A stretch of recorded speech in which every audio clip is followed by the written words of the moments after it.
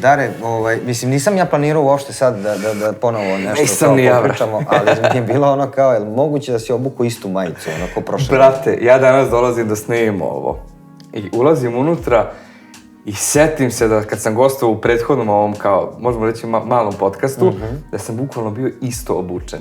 Što će jako da zbuni bilo koga kad ovo objavimo, jer sam isto obučen, ali vidiš da je drugačija kosa, ista prostorija, isto svetlo, sve isto. Dobro, nije set isti baš, ali dobro, da. Set smo malo upgradeovali, ovaj sto može i gore i dole. Ovaj sto može gore i dole. Sad imamo montažno-demontažni sto, to je novo. Sve nam je montažno. Pa za godinu dana dosta.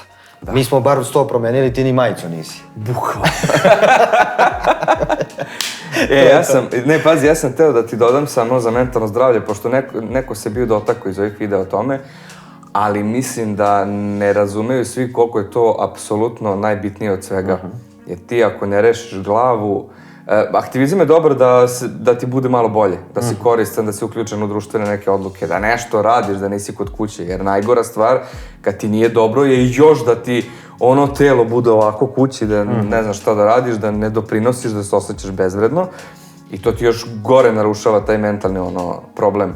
Ali jako je bitno da ljudi krenu da idu na te, da bar razgovaraju, ne mora to biti ni oficijalna neka seansa, svi znamo nekog ko je psiholog.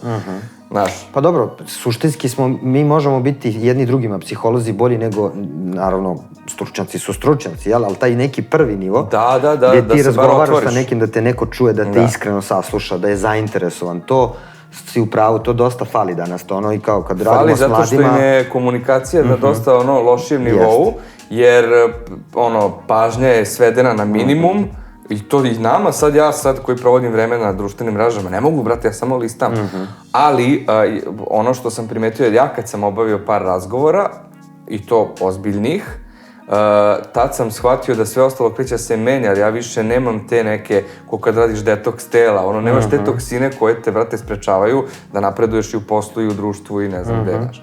Tako da mislim da je to najbitnije. Pa ništa, onda, znači, da razgovaramo, jel? Da. Mislim, to je najzapostavljenija institucija 21. veka i sad treba da je revitalizujemo nekako. Jeste, lakše im je da recimo javno, online priznaju neke probleme nego svom prijatelju. I sada za to isto postoji dosta obrazloženja koje mogu da se idu dublje u tu temu, ali mnogo je intimnije kada nekom prijatelju se požali, ne požališ nego otvoriš. I onda on krene da priča s tvojom i ti kao kreneš, tvoj mehanizam krene da kapira kao da, brate, kao to je bio problem. Pa onda rešiš taj onaj, ti si već aktivista sam sebi, razumeš, ti rešavaš probleme, znaš. Da postaneš prvo sam sebi aktivista, pa ćeš onda moći ozbiljne stvari da radiš i sa drugima. Jer ti sebi volontiraš, niko te neće platiti za rad na sebi, osim što se to na kraju isplati najviše, znaš. Potpuno jasno. Tako da eto, to je point. Hajde onda da razgovaramo. Mora, brate. To je to. Ajde, čao.